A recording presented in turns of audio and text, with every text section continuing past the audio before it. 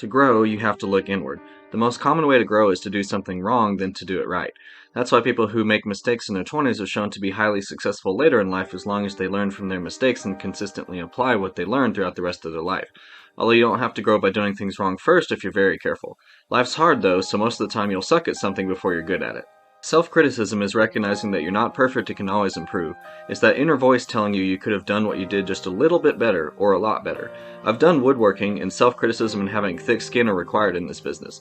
There are times you can be off by an eighth in your measurements, but there are times we have to be perfect. So while we ourselves aren't perfect, there are times we do one little thing perfectly or near perfect.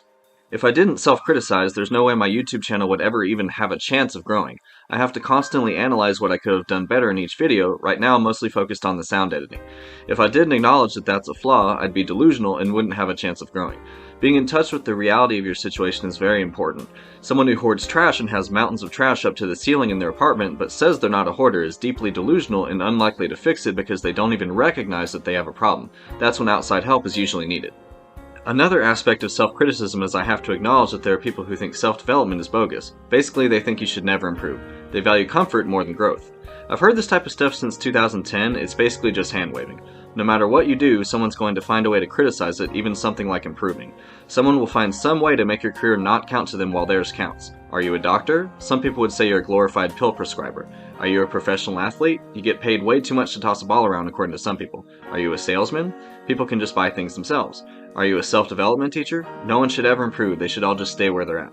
People can come up with an excuse for anything to quickly hand-wave it away. I've noticed this big time when people don't like a series these days. They're very quick to call something they know barely anything about bad, watch a few episodes, then drop it so they don't have to spend their time on it. It's actually contrarian to be positive about series these days on the internet. Most people just want to quickly criticize things so they don't have to actually experience them. I think self-criticism would be very useful for big companies these days. They could say to themselves, okay, people clearly are not liking woke politics being shoved down their throat in every piece of media we make. This is heavily decreasing our sales. Half of the country doesn't like being told they're evil every second of every day. Should we separate our media from politics and not have everything we're making be political with agenda valued over profit? Because as it is, a lot of businesses are about to go under because they're either being forced or think it's a good idea to value woke politics over actually staying afloat. The reason they're able to do this is a company called BlackRock is one of the biggest companies in the entire world, and most big companies want funding from them. BlackRock doesn't give them funding if they don't meet certain diversity hiring quotas. That's why ads are so weird these days and not focused on actual quality of representation, but just pushing one race. There's more reasons than that, but BlackRock is a big one. So basically what I'm saying is the reason some companies are able to push agendas over profits is because they get funding from BlackRock if they're woke enough. It doesn't seem to be working out though. BlackRock lost trillions of dollars recently. So I think there is an end in sight to this stuff. You can only ignore profits for so long if you want businesses to survive. Just make sure self-criticism doesn't become self-abuse, that's when it goes too far. A voice of light self-criticism is good if you already know for sure you're on the right path and need minor adjustments. A voice of medium self-criticism, not too harsh, not too soft, but enough to give you the push needed to do what you need to do for a better life, is what should work for most. A voice of harsh self-criticism is risky and not one I advocate unless the person is sure they can handle it and that it'll be helpful. Basically, this would be like having a drill sergeant or Gordon Ramsay in your head telling you what to do. Something I should mention is that as you get older, you're naturally going to want to slow down. I've noticed this as I've gone to different careers, and the current career path I'm in is more about quality than speed, whereas previous jobs I was in mostly stressed speed. But when you see people like Gordon Ramsay working at blazingly fast speeds even in their 30s, 40s, and 50s, or marathon runners in their 60s, you realize you don't have to condemn your life to a life of slowness and fatigue if you don't want to. If you really take care of yourself and stay sharp, you can outdo 20-year-olds in both speed and quality of whatever they're doing. Now that's not to say you can't go slow, of course you can, but the type of slowness to avoid is what I call the slowness where your energy just feels like blurg. Everything's a hassle, everything hurts, you don't like anything. Basically everything you do looks and feels like a chain smoker's cough. I think most people should avoid becoming like this because once you're stuck in this lifestyle, it becomes comfortable and addicting and basically just surviving at a very low level, just waking up for the sake of waking up. Although she's funny, the prime example of this I think of is Mac's mom on It's Always Sunny in Philadelphia, which is one of my favorite shows from seasons 1 through 9. You don't have to grow up to be like that, and a lot of people do, and the way to avoid it is consistent self-criticism and adjustments from that self-criticism.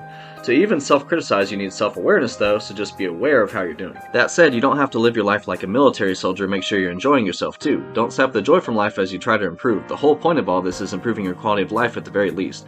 Whether you want to improve your quality of life 10% or 1000% is up to you. Obviously increasing your quality of life 10 times as much rather than 10% takes a lot more effort.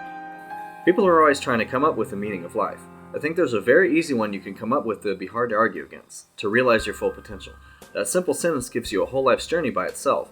It doesn't have to be your only meaning of life, but it's one that would come up with a very satisfying ending if you manage to do it, and that you're mostly in control of.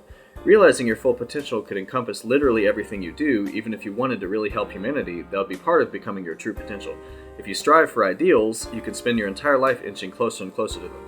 If you strive for goals, you can spend your entire life inching closer and closer to them and eventually accomplishing them.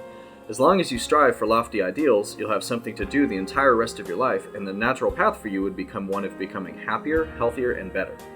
Improving yourself sets you free. The establishment wants you bogged down and burned out. The system wants you serving it but not getting too happy. That's reserved for the upper echelons of society, apparently. That's why general media these days isn't that inspiring. They don't want the average person becoming too inspired or enlightened. That's why works of the past are sacred and have to be preserved at all costs. They're one of the only ways we can know our society was once better and how it can get back to what I consider mankind's peak of civilization so far, the 70s, 80s, and 90s.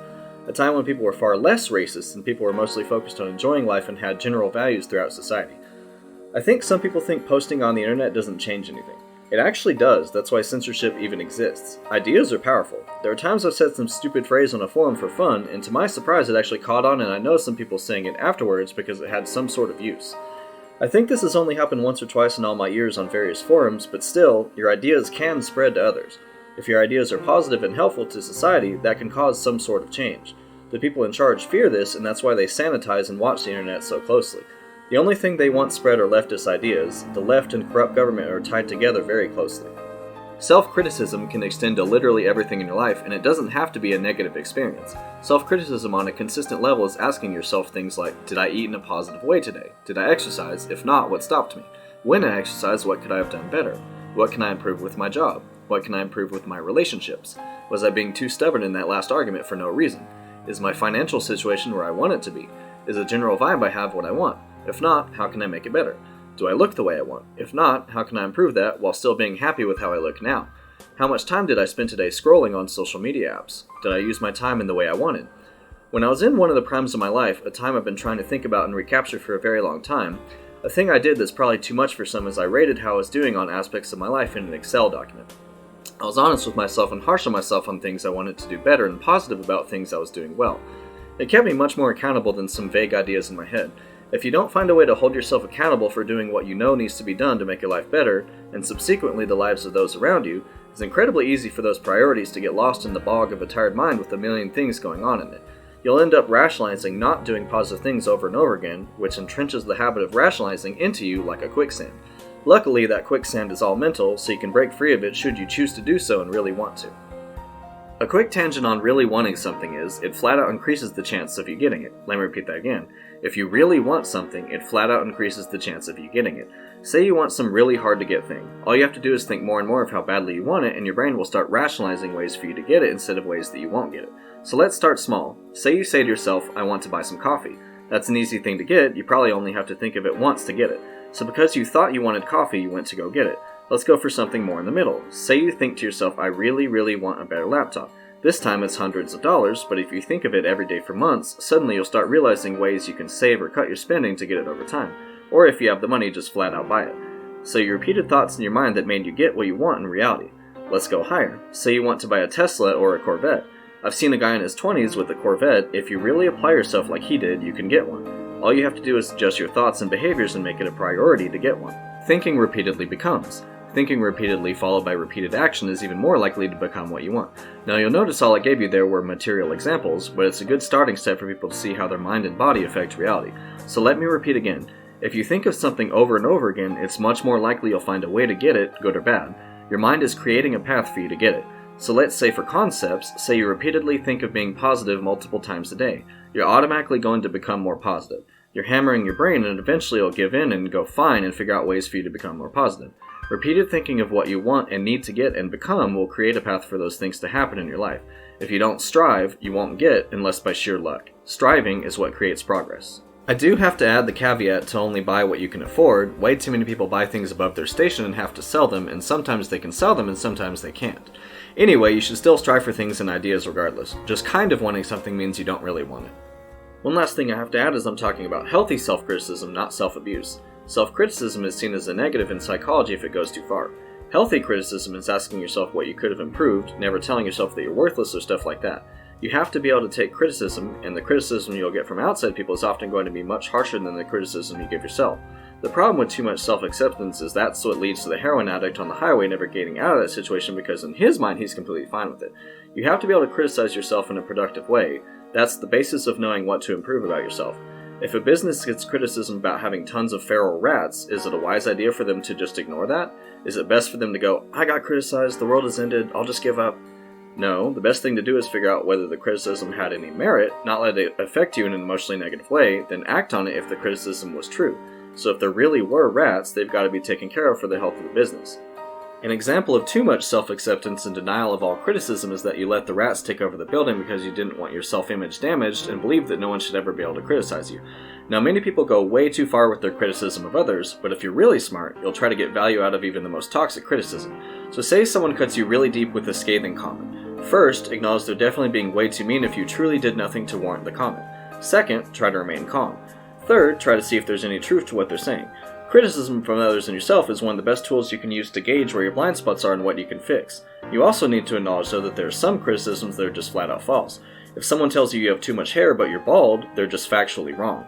Be careful with both types of criticism, some of it's true, some of it's not. You have to be able to take criticism and insults because we don't live in some paradise where everyone's nice all the time.